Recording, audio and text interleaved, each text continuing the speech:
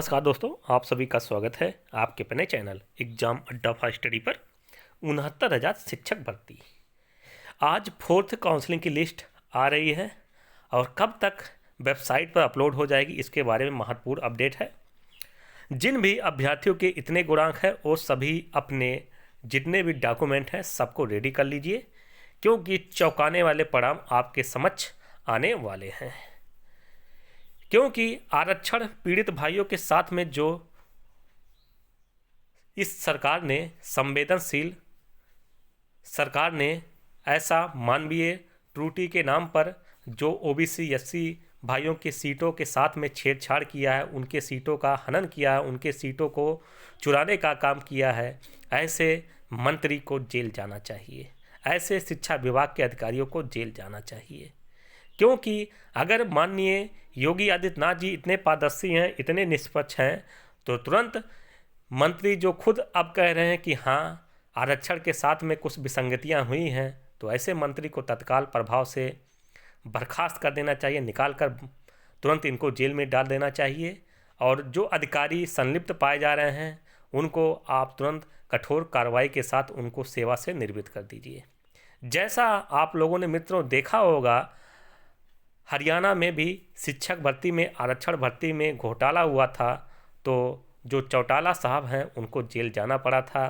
तो क्या ऐसा उत्तर प्रदेश में संभव है या नहीं? क्योंकि पहले यही मंत्री जी कह रहे थे कि आरक्षण में कोई भी घोटाला नहीं हुआ है, कोई भी छेड़छाड़ नहीं हुआ है, राष्ट्रीय पिछड़ा वर्ग आयोग का कोई भी रिपोर्ट नहीं आया है। लेकिन एकाएक मंत्री जी के सुर क्यों ऐसा बदले हुए नजर आ रहे हैं? क्योंकि इसका मित्रों एक प्रभाव ये है कि जो हमारे ओबीसी एससी भाइयों की यूनिटी और जो संघर्ष है वो रंग लाई, और मंत्री जी को झुकना पड़ा। जो योगी जी कह रहे हैं कि मैंने ओबीसी एससी भाइयों के साथ में न्याय किया, तो मुख्यमंत्री जी हम आपसे कहना चाहते हैं कि आपने न्याय नहीं किया। देर से न्याय मिलना कोई न्याय नहीं होता है।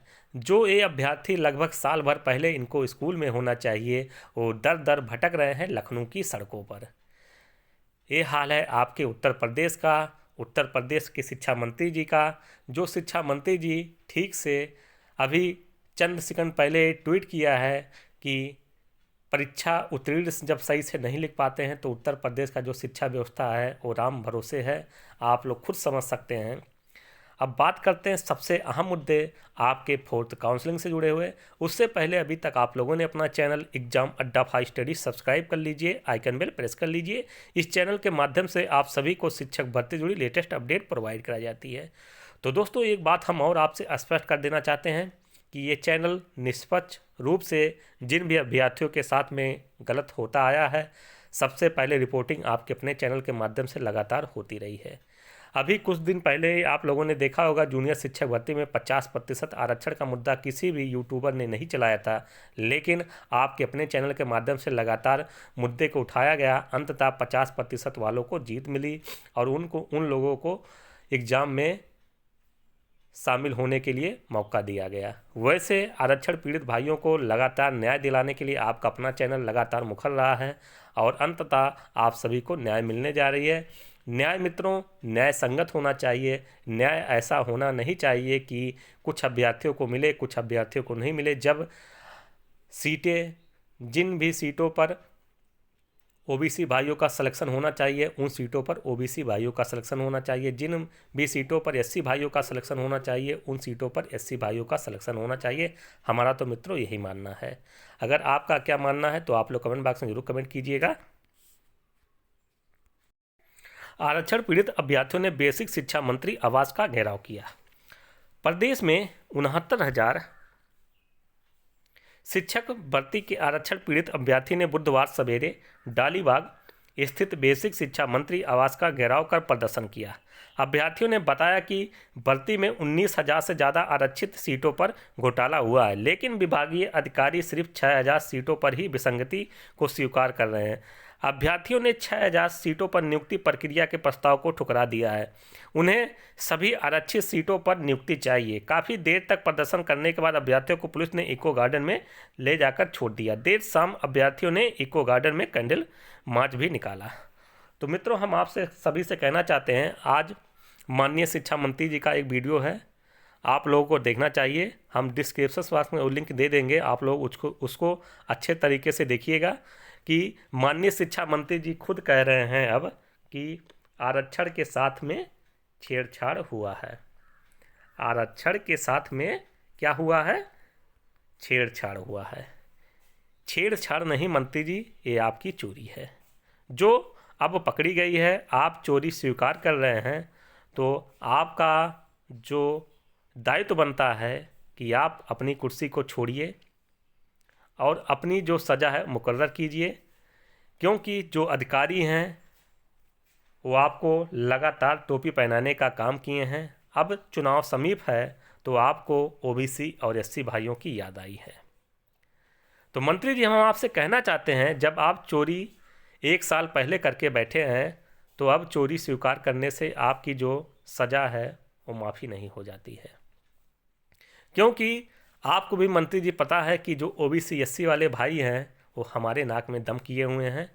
चुनाव 2022 नज़दीक है। इटावा से जहां आप चुनकर आते हैं, आप वहां से चुनकर नहीं आने वाले हैं।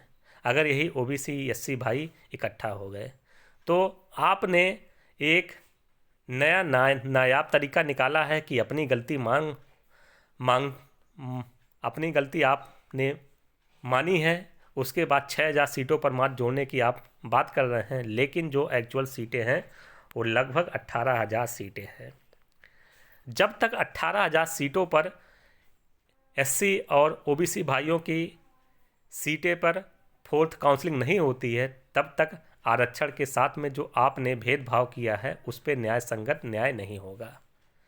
शिक्षा मंत्री जी, आप अगर चाहते हैं कि आपकी कुर्सी बची रहे, सरकार की कुर्सी बची रहे, तब आपको 18,000 सीटों पर फोर्थ काउंसलिंग करानी होगी, क्योंकि जिस हिसाब से मंत्री जी आप कह रहे हैं अधिकारियों का बचाव कर रहे हैं, इसका मतलब यह है कि आप खुद संलिप्त हैं, क्योंकि अधिकारियों के ऊपर कार्रवाई होगी तो अधिकारी आपका भी नाम लेगा। जैसा चोर जब फंसता है उसके ऊपर कौन रहता है, उसका भी नाम जरूर लेता है। वो स्थिति आज आपके उत्तर प्रदेश में बनी हुई है बेसिक शिक्षा परिषद में, क्योंकि बेसिक शिक्षा परिषद में जो 18,000 सीटों का ओबीसी एससी भाइयों का चीरहरण हुआ है, उसका खामियाजा आखिर में कौन भुगतेगा? वो हमारे ओबीसी एससी भाई भुगत रहे हैं 1 साल से लगातार लखनऊ की सड़कों पर। जो आरक्षण पीड़ित भाइयों को स्कूलों में होना चाहिए, वो लाठी डंडे खा रहे हैं सड़कों पर। ऐसा कहाँ का न्याय है उत्तर प्रदेश की सरकार जो कहती है सबका साथ सबका विकास? यहाँ पर सबका साथ सबका विकास नहीं हो रहा है, यहाँ पर ओनली वन सरकार का विकास हो रहा है। सरकार अपनी पूंजी भर रही है, जनता सड़कों पर मर रही है, कोई देखने वाला नहीं है। बेरोजगारी उत्तर प्रदेश में चरम पर है। अभी स्वास्थ्य विभाग का इंडेक्स जारी हुआ, जिसमें उत्तर प्रदेश का जो स्वास्थ्य विभाग है एकदम निचले पायदान पर है। क्या 5 साल में क्या हुआ ये हम और आप खुद नहीं बता सकते, सरकार के खुद मंत्री नहीं बता सकते कि 5 साल में क्या हुआ। 5 साल में सिर्फ एक ही काम हुआ कि इनका नाम बदला जाए, उनका नाम बदला जाए, लेकिन जो आरक्षण के साथ में छेड़छाड़ हुआ है उसका देखा जाए तो 1 साल से कुछ भी नहीं हुआ है। हम सरकार से कहना चाहते हैं कि आप 18,000 सीटों पर फोर्थ काउंसलिंग की लिस्ट जारी कीजिए, तभी हमारे ओबीसी एससी भाइयों के साथ में न्याय होगा। क्योंकि न्याय का जो पैमाना होता है कि जितने सीटों पर आरक्षण के साथ में चीरहरण हुआ है, उस सीटों पर ओबीसी एससी भाइयों को बैठाया जाए। और जो भी ऐसा किया है, चाहे शिक्षा मंत्री जी हों चाहे अधिकारी हों, आप उनको निकाल कर बाहर कीजिए, उनके ऊपर कानूनी कार्रवाई कीजिए, उनको उठाकर जेल में डालिए। अब बात करते हैं थर्ड काउंसलिंग में कितनी कट ऑफ गई थी। तो थर्ड काउंसलिंग में जो ओबीसी की कट ऑफ गई थी मित्रों, वो आपके 66.48 गई थी थर्ड काउंसलिंग में, और एससी भाई की जो कट ऑफ गई थी 60.1 कट ऑफ गई थी। अब बात करते हैं कि फोर्थ काउंसलिंग में कितने अभ्यर्थी सुरक्षित हो सकते हैं। तो फोर्थ काउंसलिंग में जो हमारे भाई बहन हैं वो लगभग देखा जाए तो 65+ जिनका भी है, उन सभी का सिलेक्शन होने जा रहा है, उन सभी को नियुक्ति पत्र मिलने जा रही है। और बात करते हैं एससी भाइयों की कट ऑफ कितनी जा सकती है। तो एससी भाइयों की कट ऑफ लगभग 58 जो गुणांक, जिन भाइयों का 58 गुणांक बन रहा, उन सभी को एससी भाइयों को नियुक्ति पत्र मिलने जा रही है 6 जनवरी को। तो मित्रों, आपके अपने चैनल के माध्यम से लगातार आप सभी का मुद्दा उठाया गया और लगातार उठाया जाता रहेगा जब तक आप सभी के मांगें पूरी नहीं हो जाती हैं। चाहे नई प्राइमरी शिक्षक भर्ती की मांग हो, चाहे आरक्षण मुद्दे की मांग हो, जो भी न्याय संगत बात रहेगी, सबसे पहले ऑथेंटिक जानकारी आपके अपने चैनल के माध्यम से लगातार मिलती रहेगी। क्योंकि तमाम ऐसे जो लोग हैं जो आपके अपने चैनल एग्जाम अड्डा फॉर स्टडी का विरोध कर रहे हैं कि सर आप ओबीसी एससी की बातों को क्यों प्रमुखता के साथ में उठा रहे हैं, ऐसा आप क्यों कर रहे हैं। तो हम आपसे कहना चाहते हैं मित्रों, ये चैनल किसी एक वर्ग विशेष का नहीं है। जहां भी अभ्यर्थियों के साथ में गलत होता है, सबसे पहले आपका अपना चैनल ही आवाज़ बुलंद करता है और आप सभी को विजयश्री जरूर मिलती है। चाहे नई प्राइमरी शिक्षक भर्ती की बात की जाए तो आप सभी को न्याय जरूर मिलेगी। 68,500 शिक्षक भर्ती में क्या हुआ आप लोग जानते हैं। 69,000 शिक्षक भर्ती में आरक्षण के साथ में क्या हुआ आप सभी जानते हैं। और जूनियर शिक्षक भर्ती में 50% का मैटर था। तो सबसे पहले मुद्दा आपके अपने चैनल के माध्यम से उठाया गया। अंत तक जुड़े रहने के लिए हमारे सभी क्रांतिकारी साथियों का बहुत बहुत धन्यवाद। वंदे मातरम, जय हिंद,